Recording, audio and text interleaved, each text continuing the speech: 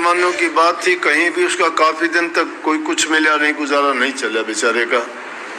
उसने सोचा कहाँ जाऊं, किसके पास जाऊं, राजा के पास चला गया। पुराने जमाने में राजा के दरबार में चारण, भाट, मिरासी ये अपनी कला, गाना बजाना, उनकी राजा की मान बढ़ाई के लिए उसके गीत गाते थे।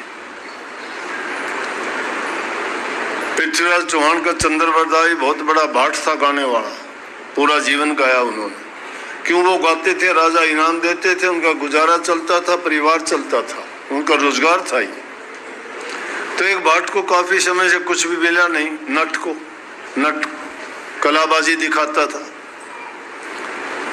उसने सोचा कहीं से भी कुछ नहीं मिलता है, गरीब लोग हैं, ये अपना गुजारा मुश्किल चलाते, तुझे क्या देंगे। खेल दिखाता, कोई कुछ नहीं देता, खेल दिखा के चल देता सामान बांध के। समय आया, उसने सोचा कि राजा के पास चलूं। राजा के पास जाके सीधा नहीं जा सकता, एक मंत्री से बोला कि राजा से कहो मेरा खेल देख ले। अब गरीब आदमी से बड़े आदमी कहाँ मिलते हैं। मंत्री के थ्रू मंत्री ने जाके कहा कि इस तरह से एक नट आया है, वो खेल दिखाना चाहता है। बोले हाँ देखेंगे, कह दो बैठ जा। 2-4 दिन हो गए, राजा को याद ही नहीं, वो बेचारा बैठा रहा। सुखदेव मुनि को भी राजा जनक ने 10 दिन तक बैठाए रखा था, उन्होंने जानबूझ के बिठाया था। वो गए थे ज्ञान लेने के लिए, नाम लेने के लिए, गुरु बनाने के लिए।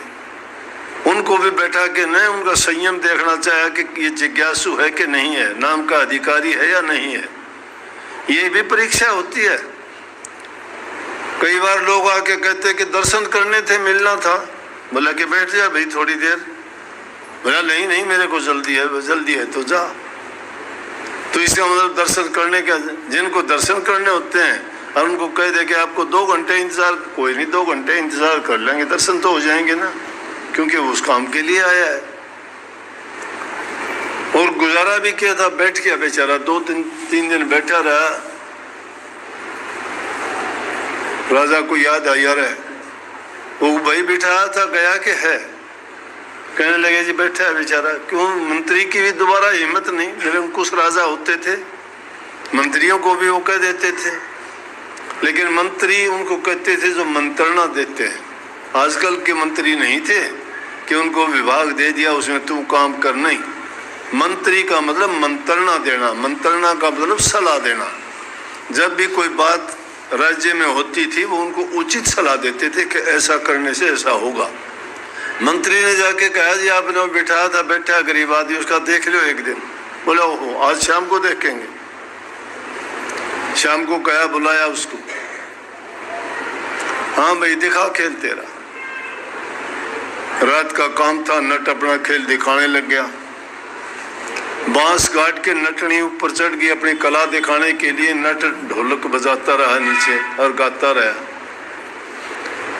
वो कला दिखाते दिखाते, ढोलक बजाते बजाते आधी रात से भी ढल गई।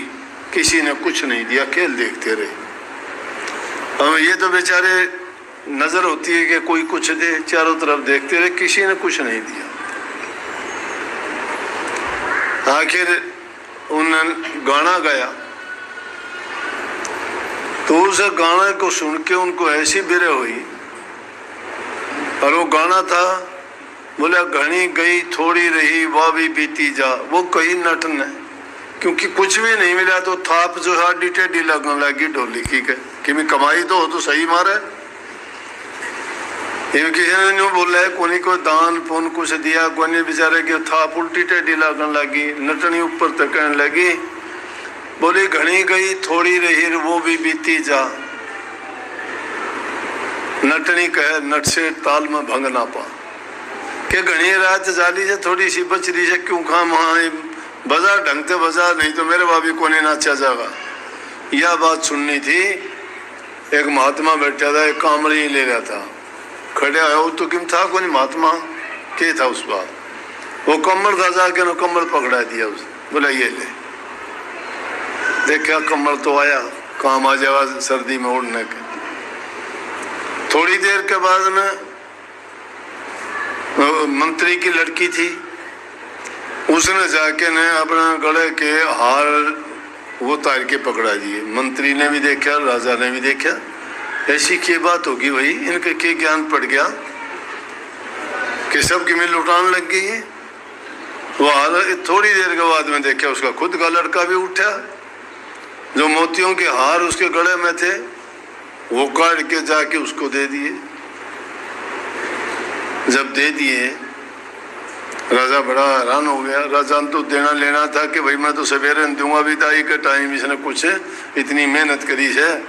उसका खेल खत्म हुआ। खेल खत्म होने के बाद में बोला भाई महात्मा जी रुकिए, ऐसी कौन सी बात थी कि तेरे पास एक कामड़ी थी, सर्दी का टेम तू जा डमरे, वो कंबल भी तूने इनको दान कर दिया। बोला जी अगर मेरे पास और कुछ होता तो वो भी सब कुछ मैं दे देता।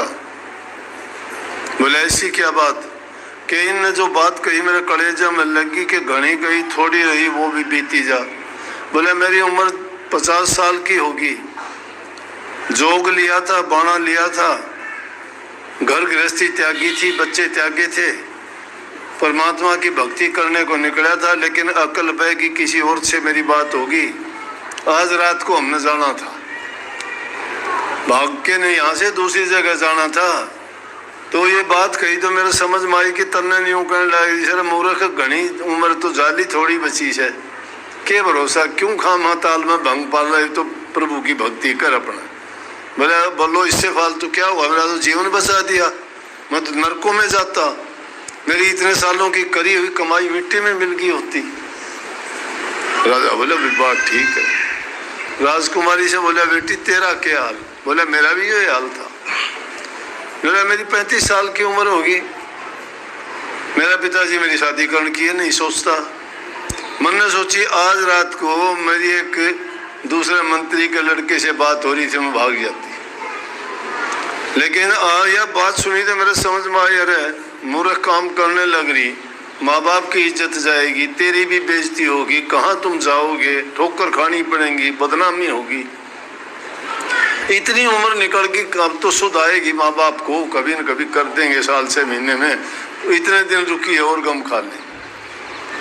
बोला इसलिए ये बात सुन के मेरे मन में आई। फिर बोले बेटा तू और बता, तुमने सारी माला काट काट पकड़ा दी, ये ऐसे अच्छे अवसरों पे इतनी कीमती माला तेरे को दी गई थी, क्यों दी आपने? बोले पिताजी आप बूढ़े हो गए, मैं जवान हुए काफी साल हो गए, मेरी उम्र 45 साल की होगी, मैं इंतजार करूं कि उन्होंने गद्दी पे बिठा होगा, कद राजा बना होगा, तू गद्दी के चिपटा बैठा छोड़ता नहीं, मेरी उम्र ढलने लग रही कि आज आपको मैं मारता और गद्दी पर मैं बैठता।